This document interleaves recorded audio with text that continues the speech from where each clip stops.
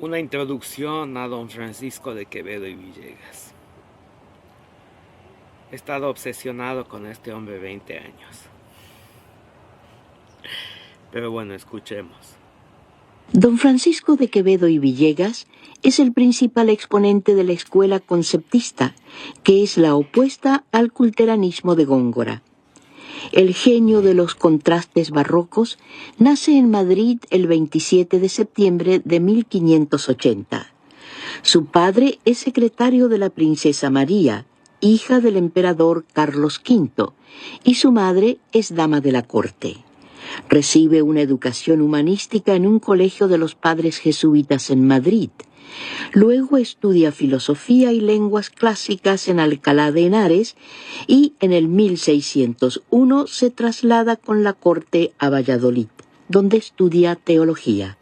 En 1613 viaja a Sicilia en la comitiva de su amigo el duque de Osuna, quien acababa de ser nombrado virrey de Nápoles.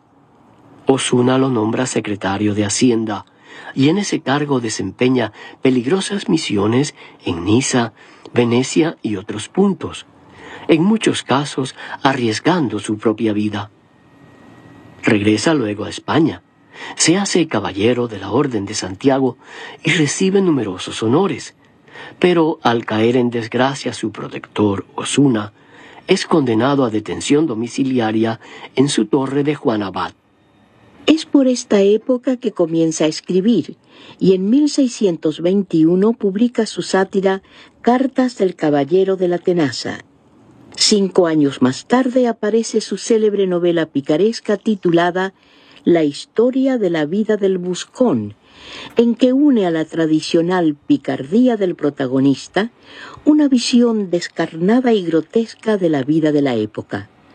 Al año siguiente, en 1627, aparece una de sus obras capitales, la serie de sátiras fantásticas conocidas con el nombre de Los Sueños. En estos cuadros de sátira social, Quevedo combina elementos de la teología católica, como el infierno o el juicio final, con burlas grotescas acerca de la sociedad de su tiempo.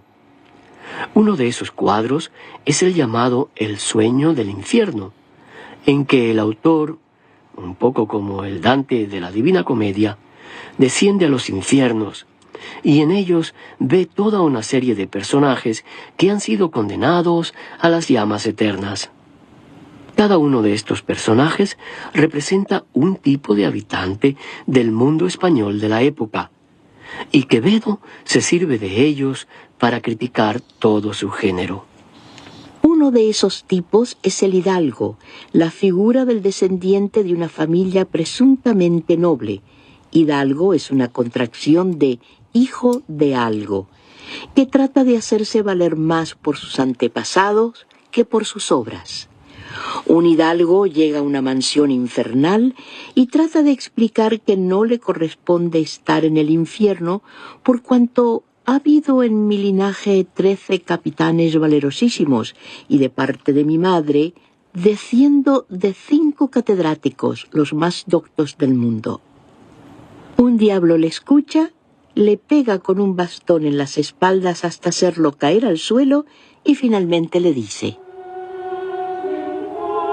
Acabaos de desengañar, que el que desciende del Cid, de Bernardo y de Godofredo, y no es como ellos, sino vicioso como vos, ese tal más destruye que lo hereda.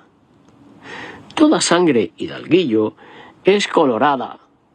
Señalaos en las costumbres, y entonces creeré que descendéis del docto, cuando lo fuereis o procurareis serlo. Y si no, vuestra nobleza será mentira breve en cuanto durare la vida, y el que en el mundo es virtuoso, ese es el hidalgo. Y la virtud es la ejecutoria que acá respetamos, pues aunque uno descienda de hombres viles y bajos como él, con divinas costumbres, se haga digno de imitación, se hace noble así y hace linaje para otros. Reímonos acá de ver lo que ultrajáis a los villanos, moros y judíos, como si en estos no cupieran las virtudes que vosotros despreciáis. 3 cosas son las que os hacen ridículos a los hombres. La primera, la nobleza. La segunda, la honra. Y la tercera, la valentía. Pues es cierto que os contentáis con que hayan tenido vuestros padres virtud y nobleza para decir que las tenéis vosotros, siendo inútil parto del mundo. Acierta a tener muchas letras el hijo del labrador. Es arzobispo el villano que se aplicó a honestos estudios, y el caballero que desciende de César y gasta como él en guerras y victorias, el tiempo y vida en juegos y rameras.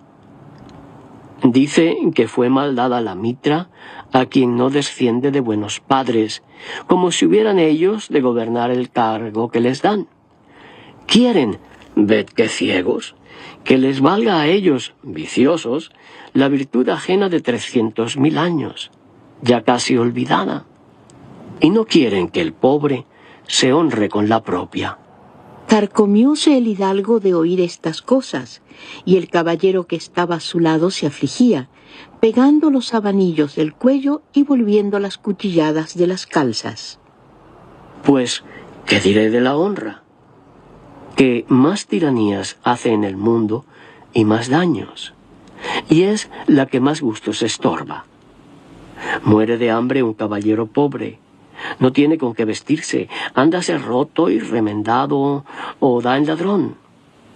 Y no lo pide porque dice que tiene honra, ni quiere servir porque dice que es deshonra.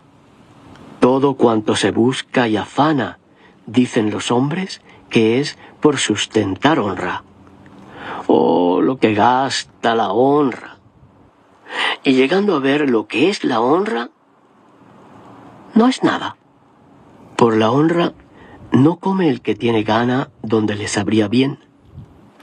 Por la honra se muere la viuda entre 2 paredes. Por la honra, sin saber qué es hombre ni qué es gusto, se pasa la doncella 30 años casada consigo misma. Por la honra, la casada se quita a su deseo cuanto pide. Por la honra pasan los hombres el mar, por la honra mata un hombre a otro, por la honra gastan todos más de lo que tienen, y es la honra, según esto, una necedad del cuerpo y alma, pues al uno quita los gustos y al otro el descanso. Desvaneceos, pues, mortales, dije yo entre mí. ¿Y cómo se echa de ver que esto es el infierno, donde por atormentar a los hombres con amarguras les dicen las verdades? Tornó en esto el diablo a proseguir y dijo: la valentía. ¿Hay cosa tan digna de burla? Pues no habiendo ninguna en el mundo sino la caridad, aunque se vence la fiereza de otros y la de sí mismo, y la de los mártires.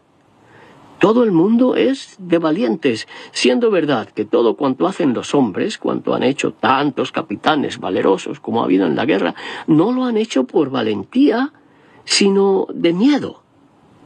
Pues el que pelea en su tierra por defenderla, pelea de miedo de mayor mal, que es ser cautivo y verse muerto. Y el que sale a conquistar a los que están en sus casas, a veces lo hace de miedo de que el otro le acometa. Y los que no lleven este intento van vencidos de codicia. En el sueño del juicio final, Eso, mis queridos, una pequeña introducción a don Francisco de Quevedo y Villegas, gran escritor del siglo de oro. No era solo prosista, sino poeta también. Muy interesantes sus sonetos, sus distintos poemas. Les animo a que vayan a leer. Un abrazo.